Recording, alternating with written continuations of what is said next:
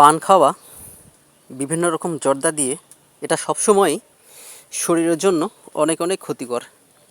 তারপরেও মানুষ পান খায়, নেশা করে খায়, কেউ শখ করে খায়। তো আপনারা দেখছেন এই যে পান, এটি একটি বাহারি পান। এই পানে যে হরেক রকম মশলা ব্যবহার করা হচ্ছে, তো আমরা জানিও না যে এই মশলাগুলো কোন কোম্পানি কবে কখন কিভাবে উৎপাদন করে, এইগুলোর এক্সপায়ার ডেট কেমন, এইগুলা কিন্তু আমরা জানি না। সাধারণত বাজারে যেসব ফুড প্রোডাক্টস পাওয়া যায়, এসব ফুড প্রোডাক্টসের মোড়কে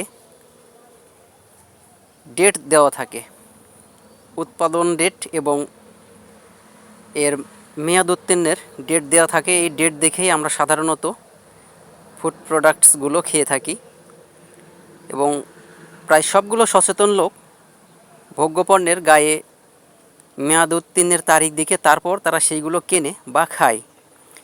কিন্তু পান মশলার ক্ষেত্রে এরকম কোনো কিছু ধরা বাঁধার নিয়ম নেই।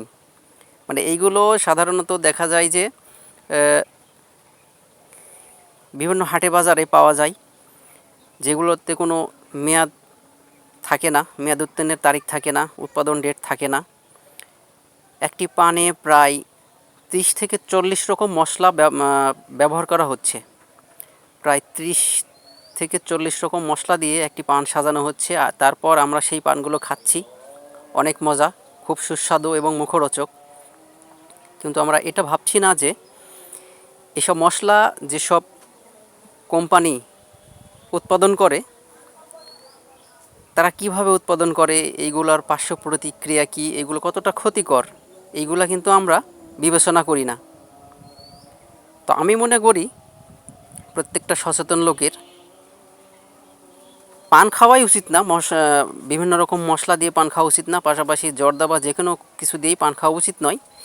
তারপরেও এরকমভাবে এত এত মশলা দিয়ে রেগুলার বা নিয়মিত পান খাওয়া উচিত নয়। তার কারণ বলা যায় না কোন মশলায় কী রকমের ক্ষতিকর পদার্থ আছে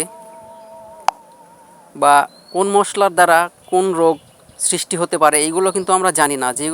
যেহেতু এইগুলো পরীক্ষিত না এবং প্রতিষ্ঠিত কোনো কোম্পানিও এই ধরনের পানের মশলা উৎপাদন করে না।